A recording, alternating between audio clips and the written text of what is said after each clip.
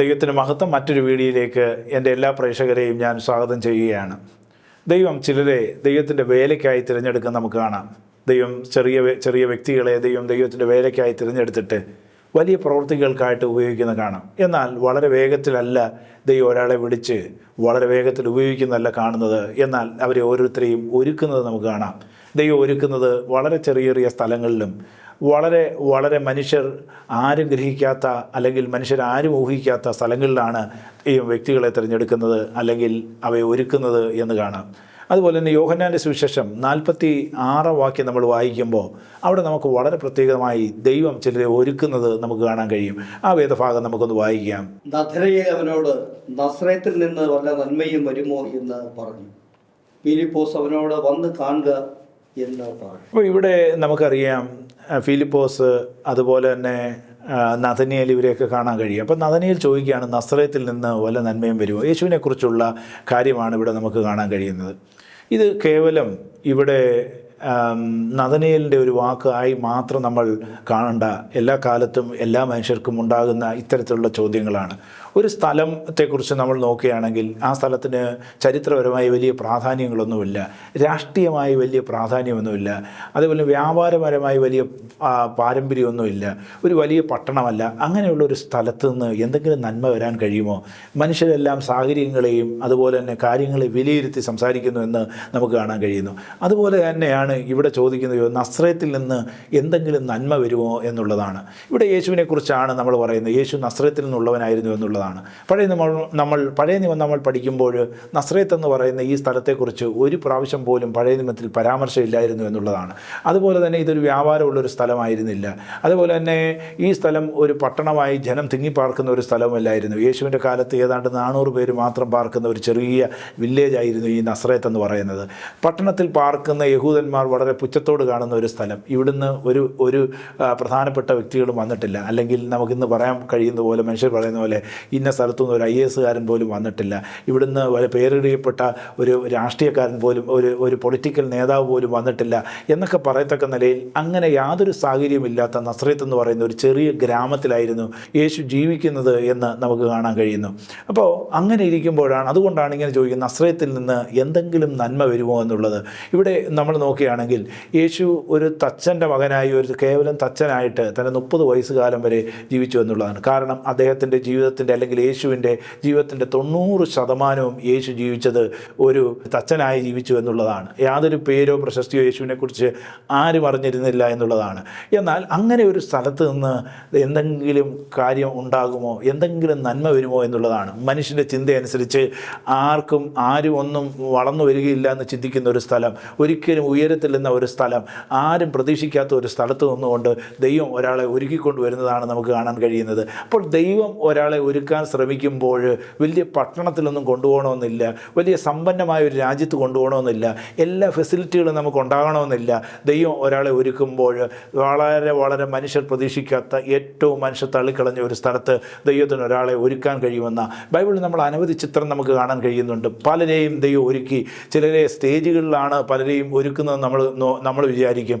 യോഹന്നാൻ സ്നാപകനെ ദൈവം ഒരുക്കിയത് നമുക്കറിയാം, മരുഭൂമിയിലായിരുന്നു ഒരുക്കിയെന്നറിയാം. അതുപോലെ ദാവീദിനെ നിങ്ങൾ നോക്കിയാൽ, ദാവീദിനെ ദൈവം ഒരുക്കിയത് ഗുഹകളിലും നിലങ്ങളിലും കാടുകളിലുമായിരുന്നു എന്ന് നമുക്ക് കാണാൻ കഴിയുന്നുണ്ട്. അതുപോലെ തന്നെ മോശയെ നിങ്ങൾ നോക്കൂ, മോശയെ ദൈവം ഒരുക്കിയത് കാടുകളിലും അല്ലെങ്കിൽ ഇത്രോവിൻ്റെ ആടുകളെ മേയിച്ചുകൊണ്ട് വനാന്തരങ്ങളിൽ കാടുകളിലുമൊക്കെയാണ് ഒരുക്കിയത് എന്നുള്ളതാണ്. ദൈവത്തിന് ഒരാളെ ഒരുക്കേണ്ടതിന് വലിയ പട്ടണങ്ങളൊന്നും വേണ്ട, വലിയ ഓഫീസുകൾ വേണ്ട, വലിയ സിറ്റി വേണ്ട, വലിയ ടെക്നോളജിയുടെ സഹായം വേണ്ട. ദൈവം നിസാരമായ സ്ഥലങ്ങളിൽ നിന്ന് വ്യക്തികളെ ഒരുക്കി ദൈവത്തിൻ്റെ വേലയ്ക്കായിട്ട് ഉപയോഗിക്കുന്നു എന്നുള്ളതാണ്. ഈ നസ്രയത്തിൽ നിന്ന് വലിയ എന്തെങ്കിലും നന്മ വരുമോ എന്ന് ചോദിക്കുമ്പോൾ, ഇങ്ങനെ ഒരു സ്ഥലത്ത് യേശുവിനെ ദൈവം 30 വർഷക്കാലം ഒരുക്കുകയായിരുന്നു എന്നുള്ളതാണ്. ആരും പ്രതീക്ഷിച്ചില്ല ഇങ്ങനെ ഒരു സ്ഥലത്തു നിന്ന്, ഒരു ചെറിയ ഗ്രാമത്തിൽ നിന്ന് ലോകത്തിൻ്റെ രക്ഷകനെ ദൈവം ഒരുക്കുകയാണെന്നുള്ളത്. നിങ്ങൾ ഒരുപക്ഷെ വേദനയിലൂടെയോ പ്രയാസത്തിലൂടെയോ അല്ലെങ്കിൽ സൗകര്യങ്ങളില്ലാത്ത സാഹചര്യങ്ങളിലൂടെയൊക്കെ കടന്നു പോകുന്നെങ്കിൽ നിങ്ങൾ വിഷമിക്കേണ്ട. ദൈവം നമ്മളെ അത്തരത്തിലുള്ള സ്ഥലങ്ങളിലാണ് ഒരുക്കി ദൈവത്തിൻ്റെ വേലയ്ക്കായിട്ട് ഉപയോഗിക്കുന്നത് എന്ന് നമ്മൾ മനസ്സിലാക്കണമെന്നുള്ളതാണ്. അപ്പോൾ ലൂക്കോസ് 2:51 മുതൽ നമ്മൾ വായിക്കുമ്പോൾ യേശുവിനെ എങ്ങനെയാണ് ദൈവം ഒരുക്കുന്നതെന്ന് നമുക്ക് കാണാൻ കഴിയും. ആ ഭാഗം ഒന്ന് വായിക്കാം നമുക്ക്. പിന്നെ അവൻ അവരോട് കൂടെ ഇറങ്ങി നസ്രയത്തിൽ വന്ന് അവർക്ക് കീഴടങ്ങിയിരുന്നു. ഈ കാര്യങ്ങളെല്ലാം അവൻ്റെ അമ്മ ഹൃദയത്തിൽ സംഗ്രഹിച്ചു. അപ്പോൾ ഇവിടെ യേശു വളരെ തൻ്റെ മാതാപിതാക്കൾ കീഴടങ്ങി നിന്നതായിട്ട് നമുക്ക് കാണാൻ കഴിയുന്നുണ്ട്. അപ്പോൾ മനുഷ്യനും ദൈവത്തിന് പ്രീതിയുള്ള ഒരാളായി വളർന്നു എന്നുള്ളതാണ്. കാരണം എന്താണ്? ദൈവം തന്നെത്താൻ താഴ്ത്തി, അതുപോലെ തന്നെ വളരെ താഴ്മയോട് ഒരു ദൈവപ്രവൃത്തിക്കായി ഒരുക്കത്തിനായി ഏൽപ്പിച്ചു കൊടുത്തു എന്നുള്ളതാണ്. ദൈവത്തിന് ഒരാളെ ട്രെയിൻ ചെയ്യാൻ ആഗ്രഹിക്കുമ്പോൾ വലിയ വലിയ സ്റ്റേജുകളൊന്നും വേണ്ട. ദൈവം ഓരോ സ്ഥലങ്ങളിലും ദൈവം ഇഷ്ടപ്പെടുന്ന സ്ഥലങ്ങളിൽ ദൈവം ട്രെയിൻ ചെയ്യുന്നു എന്നുള്ളതാണ്. ഒരുപക്ഷെ നിങ്ങൾ വളരെ ലോ ആയിട്ടുള്ളൊരു സാഹചര്യത്തിലൂടെയാണ് കടന്നു പോകുന്നതെങ്കിലും ബുദ്ധിമുട്ടുകളിലൂടെയായിരിക്കാം, ഒരുപക്ഷെ ശാരീരികമായിട്ടുള്ള രോഗങ്ങൾ, പ്രയാസങ്ങളൊക്കെ നിങ്ങളെ പിടിക്കുന്നുണ്ടാകാം. ഏതൊരു പ്രശ്നത്തിലൂടെ കടന്നു പോയാലും നിങ്ങളൊരു കാര്യം മനസ്സിലാക്കൂ, ദൈവം നമ്മളെ ആ സ്ഥലത്ത് ദൈവത്തിൻ്റെ ഒരു വലിയ പദ്ധതിക്ക് വേണ്ടി ഒരുക്കുകയാണ്. മാനസിക പ്രയാസങ്ങളാണോ? ശത്രുക്കൾ പെരുകി വന്നിട്ടുണ്ടോ? പലതരത്തിലുള്ള സമ്മർദ്ദങ്ങൾ ജീവിതത്തിൽ ഏറി വരുന്നുണ്ടോ? പക്ഷേ ഇതിൻ്റെയൊക്കെ മധ്യത്തിൽ ദൈവം അതിലൂടെ ചില പ്രവൃത്തികൾ നമ്മിലൂടെ ചെയ്യുന്നു എന്നുള്ള കാര്യം നാം മനസ്സിലാക്കണം. രണ്ടാമതായി, ദൈവം ആരും കാണാത്ത സ്ഥലങ്ങളിലാണ് ദൈവം വ്യക്തികളെ രൂപപ്പെടുത്തിയെടുക്കുന്നതെന്ന് നമുക്ക് കാണാൻ കഴിയുന്നു. നമുക്ക് മോശയെ നോക്കും. മോശ അറിയപ്പെടുന്ന ഒരു സ്ഥലത്താണ് തൻ്റെ ജീവിതം താൻ വളർന്നുകൊണ്ടിരുന്നത്, ഒരു കൊട്ടാരത്തിൽ വളർന്നു എന്നുള്ളതാണ്. പക്ഷേ അദ്ദേഹം ഒരു വളരെ ഹ്യൂമിലിയേഷനിലൂടെ കടന്നുപോയി എന്നുള്ളതാണ്. താൻ ഓടിപ്പോകുന്നു, അതുപോലെ അവസാനം താൻ ഇത്രോവിൻ്റെ വീട്ടിൽ പാർക്കുന്നു, അതുപോലെ ആടുകളെ മേച്ചുകൊണ്ട് വനാന്തരങ്ങളിൽ നടക്കുന്നു. ഇങ്ങനെ ഒരു സാഹചര്യത്തിലേക്ക് കടന്നു പോവുകയാണ്. ആരും അറിയാത്ത ഒരു സാഹചര്യം. നീണ്ട 40 വർഷക്കാലം ഒരിക്കലും പ്രതീക്ഷയില്ല, താനിനി ഒന്നും ആകുകയില്ല എന്ന് ചിന്തിച്ച് നീങ്ങിക്കൊണ്ടിരിക്കുമ്പോൾ ദൈവം ആ സ്ഥലത്ത്, പിന്നീടാണ് മോശയ്ക്ക് മനസ്സിലായി ആ സ്ഥലത്ത് ദൈവം തന്നെ ഒരുക്കുകയായിരുന്നു. താൻ ഒരിക്കലും കണ്ടിട്ടില്ലാത്ത ഒരു കാഴ്ച തനിക്ക് ഹോരേബിൽ കാണാൻ കഴിയും. ഒരു തീ കത്തുന്നുണ്ട്, പക്ഷേ മുൾപ്പടർപ്പ് വെന്തു പോകാത്ത, തനിക്ക് ഒരിക്കലും മറക്കാൻ കഴിയാത്ത ഒരു കാഴ്ച മോശയ്ക്ക് ഉണ്ടായി എന്നുള്ളതാണ്. ആ സ്ഥലത്ത് ദൈവം തന്നെ ട്രെയിൻ ചെയ്ത് ആ തീയുടെ ദർശനം കാണിച്ച് ഒരു വലിയ നേതാവായി ഒരുക്കും നമുക്ക് കാണാൻ കഴിയുന്നു. ഇവിടെ നമ്മൾ നോക്കൂ, ദൈവം മോശയെ ശുശ്രൂഷയ്ക്കായിട്ട് ഒരുക്കിയത് കൊട്ടാരത്തിലല്ല. ദൈവം മോശയെ ഒരുക്കുന്നത് ഇവിടെ മരുഭൂമിയിലാണ്, പ്രതിസന്ധികളുടെ നടുവിലാണ്, ഇല്ലായ്മയുടെ നടുവിലാണ് ഒരുക്കുന്നത് എന്നുള്ളതാണ്. ഇല്ലായ്മയുടെ നടുവിലും അല്ലെങ്കിൽ തള്ളപ്പെട്ട അവസ്ഥയിലൂടെയൊക്കെ കടന്നു പോകുമ്പോൾ നാം മനസ്സിലാക്കണം, ദൈവത്തിന് നമ്മിലൂടെ വലിയ പദ്ധതികൾ ചെയ്യാനുണ്ട്. അതാണ് നമുക്ക് മനസ്സിലാക്കാൻ കഴിയുന്നത്. മോശയെ താഴ്മയിലേക്ക് ദൈവം കൊണ്ടുവന്നതിന് ശേഷം ഉയർച്ചയിലേക്ക് നയിക്കുന്നതാണ്. ചിലപ്പോഴൊക്കെ നാം ഉയരങ്ങളിരിക്കുന്ന വ്യക്തികളായിരിക്കാം, എന്നാൽ താഴ്ന്ന അവസ്ഥകളിലേക്ക് ചിലപ്പോഴൊക്കെ ദൈവം നമ്മളെ കൊണ്ടുവരുന്നതിൻ്റെ ഉദ്ദേശം നമ്മളെ ഉയർച്ചയിലേക്ക് നയിക്കാനുള്ളതാണെന്ന് നാം മനസ്സിലാക്കേണ്ടിയിരിക്കുന്നു. ഇവിടെ മോശ മരുഭൂമിയിൽ താഴ്മയും വിനയവും അതുപോലെ തന്നെ ക്ഷമയും ദൈവശബ്ദം കേൾക്കാനൊക്കെ പഠിച്ചു എന്നുള്ളതാണ്. ജീവിതത്തിൽ ചില കഷ്ടങ്ങളാണ് ദൈവശബ്ദം കേൾക്കാൻ നമ്മളെ സഹായിക്കുന്നത്. ജീവിതത്തിൽ ചില പ്രയാസങ്ങളാണ് ദൈവത്തോട് അടുത്തു വരുവാൻ നമ്മളെ സഹായിക്കുന്നത്. ജീവിതത്തിൽ ചില പ്രയാസങ്ങളൊക്കെയാണ് താഴ്മ പഠിക്കുവാൻ നമ്മളെ സഹായിക്കുന്നത്. അപ്പോൾ ദൈവത്തിന് നമ്മളെ ഉപയോഗിക്കാൻ ആഗ്രഹിക്കുമ്പോൾ നാം താഴ്മ പഠിക്കണമെന്നും ദൈവശബ്ദം കേൾക്കുവാൻ വേണ്ടി നമ്മുടെ ചെവിയെ കൂർപ്പിക്കണമെന്നും ഒക്കെ ദൈവം ആഗ്രഹിക്കുകയാണ്. അതുകൊണ്ട് നമ്മുടെ ജീവിതത്തിൻ്റെ ഏറ്റവും താഴ്ന്ന സാഹചര്യങ്ങളിലൂടെ നമ്മൾ കടന്നു പോകുമ്പോൾ നാം താഴ്മ പഠിക്കണം, ദൈവശബ്ദം കേൾക്കണം, ദൈവശബ്ദം കേൾക്കുവാൻ നാം ശീലിക്കണം. അതാണ്, അതിനുവേണ്ടി നാം ധ്യാനത്തിലും പ്രാർത്ഥനയിലും ഇരിക്കണമെന്നുള്ളതും തിരുവചനം നമ്മളെ ഓർമ്മിപ്പിക്കുകയാണ്. നിങ്ങൾ ദാവീദിനെ ഇങ്ങോട്ട് നോക്കൂ. ദാവീദ് ഒരു ബാലനായിരുന്നു, സഹോദരങ്ങളൊക്കെ തള്ളിക്കളഞ്ഞ ഒരു വ്യക്തിയായിരുന്നു, വീട്ടിൽ വലിയ സ്ഥാനമൊന്നും ഇല്ലാത്ത ഒരാളായിരുന്നു. പക്ഷേ ദാവീദിനെ ദൈവം അഭിഷേകം ചെയ്യുകയാണ്. ദാവീദിനെ ദൈവം അഭിഷേകം ചെയ്യുവാൻ വേണ്ടി ശമൂവേൽ പ്രവാചകനെ വിട്ടപ്പോൾ തൻ്റെ സഹോദരന്മാരെ മുഴുവൻ തൻ്റെ പിതാവ് നിരത്തിയെങ്കിലും ദാവീദിനെ അവഗണിച്ചു എന്നുള്ളതാണ്. കാരണം ഒരു യഥാർത്ഥ മകനായിട്ട് ദാവീദിനെ വീട്ടിൽ പരിഗണിച്ചിരുന്നില്ല എന്നുള്ളതാണ്. ദാവീദിനെ എല്ലാവരും ഉപേക്ഷിച്ചിട്ടിരുന്നു. എന്നാൽ ദൈവം തന്നെ കണ്ടതുകൊണ്ട് തന്നെ അഭിഷേകം ചെയ്യുകയാണ്. നമ്മൾ വിചാരിക്കും ദാവീദിനെ ഒരു രാജാവായി ദൈവത്തിൻ്റെ അഭിഷേകം ദൈവം ചെയ്തപ്പോൾ അഭിഷേക തൈലം അദ്ദേഹത്തിൻ്റെ തലയിൽ വീണ് കഴിഞ്ഞപ്പോൾ താൻ രാജകൊട്ടാരത്തിലേക്കായിരിക്കും പോകുന്നത് എന്നുള്ളതാണ്. എന്നാൽ ഒരിക്കലും അങ്ങനെ ആയിരുന്നില്ല. അഭിഷേക തൈലം തൻ്റെ മേൽ വീണെങ്കിലും താൻ പിന്നെയും വനാന്തരങ്ങളിലേക്കും പ്രതിസന്ധികളിലേക്കും അതേപോലെ ഗുഹകളിലേക്കുമാണ് പോകുന്നത്. ജീവിതത്തിൽ വിജയങ്ങൾ കൈവരിച്ചപ്പോഴും തനിക്ക് മുന്നേറാൻ കഴിയാത്ത ചില പ്രയാസങ്ങളുണ്ടായിരുന്നു. പക്ഷേ പിന്നീട് നമുക്ക് മനസ്സിലാക്കാൻ കഴിയുന്നു, ദൈവം ഗുഹകളിലേക്കും അല്ലെങ്കിൽ വനാന്തരങ്ങളിലേക്കും ദൈവം നിലങ്ങളിലേക്കുമൊക്കെ ദൈവം തന്നെ അയച്ചത് ഒരു കൊട്ടാരത്തിലേക്കുള്ള അല്ലെങ്കിൽ രാജാവിൻ്റെ അഭിഷേകം ഉണ്ടെങ്കിലും അതിനുള്ള ട്രെയിനിങ്ങിനായിരുന്നു. ദൈവം തന്നെ പരുവപ്പെടുത്തിയെടുക്കുകയായിരുന്നു. ദൈവത്തിൻ്റെ വേലയ്ക്ക് മൂർച്ചയുള്ള ഒരു ആയുധമാക്കി ദൈവം ഉപയോഗിക്കുകയാണ് എന്ന് നമുക്ക് മനസ്സിലാക്കാൻ കഴിയുന്നുണ്ട്. അതുപോലെ നമ്മൾ ഏലിയാവിനെ നമ്മൾ നോക്കൂ. ഏലിയാവ് വലിയൊരു മനുഷ്യനായിരുന്നു. ആകാശത്ത് നിന്ന് തീ ഇറക്കി. അതേപോലെ ബാലിൻ്റെ പ്രവാചകന്മാരെയും അശേര പ്രവാചകന്മാരെയും വാളുകൊണ്ട് കൊന്നു. വളരെ ശക്തനായ ഒരു യോദ്ധാവായി നമുക്ക് നിൽക്കാൻ കഴിയുന്നു. ആകാശത്തെ അടയ്ക്കുന്നു. ആകാശത്തെ അടച്ചതിന് ശേഷം പിന്നെയും പ്രാർത്ഥിക്കുമ്പോൾ ഭൂമിയിലേക്ക് മഴ പെയ്യുന്നു. അങ്ങനെ ശക്തമായി ദൈവം ഉപയോഗിച്ച ഒരു പ്രവാചകനായിരുന്നു ഏലിയാവ്. എന്നാൽ ഒരു സ്ത്രീയുടെ വാക്കിന് മുമ്പാകെ പതറിപ്പോയി താൻ വളരെയധികം വേദനയിൽ മരിക്കണമെന്ന് ആഗ്രഹിച്ച് ചൂരച്ചെടിയുടെ കീഴിൽ കിടക്കുന്ന നമുക്ക് കാണാൻ കഴിയുന്നു. അവിടെ താൻ ഉറക്കം ദൈവം കൊടുത്തു. അവസാനം താൻ പറയുകയാണ്, എനിക്ക് ജീവിച്ചിരിക്കുന്നതിനേക്കാൾ മരിക്കുന്നതാണ് നല്ലതെന്ന്, ഞാൻ എൻ്റെ പിതാക്കന്മാരെക്കാൾ ശ്രേഷ്ഠനല്ല എന്നൊക്കെ പറഞ്ഞ് മരണം ആഗ്രഹിച്ചു കൊണ്ടിരിക്കുമ്പോൾ നമുക്കവിടെ കാണാൻ കഴിയുന്നു ദൈവം ചൂരച്ചെടിയുടെ കീഴിലും ഇവിടെ ഏലിയാവിനെ ട്രെയിൻ ചെയ്യുകയായിരുന്നു. അതിനുശേഷം ദൈവം തന്നെ ഹോരേബിലേക്ക് അയക്കുന്നത് ഓടിക്കുന്നത് നമുക്ക് കാണാൻ കഴിയുന്നു. 40 രാവും 40 പകലും നിർത്താതെ ഓടി ഹോരേബിൽ ചെന്നു. അവിടെ ദൈവശബ്ദം കേൾക്കുകയാണ്. ഒരു ഗുഹാമുഖത്ത് താൻ നിൽക്കുന്നതൊക്കെ നമുക്ക് കാണാൻ കഴിയുന്നുണ്ട്. അവിടെയും ദൈവം തന്നെ പഠിപ്പിക്കുകയാണ്, ദൈവം തന്നെ ഒരുക്കുകയാണ്. ഇതുവരെയും ചെയ്ത ശുശ്രൂഷയല്ല, മറ്റ് ചില ശുശ്രൂഷകൾ ചെയ്യേണ്ടതായിട്ടുണ്ട്. യേഹൂവിനെ രാജാവായിട്ട് അഭിഷേകം ചെയ്യാനുണ്ട്, ഏലീശയെ പ്രവാചകനായി അഭിഷേകം ചെയ്യാനുണ്ട്.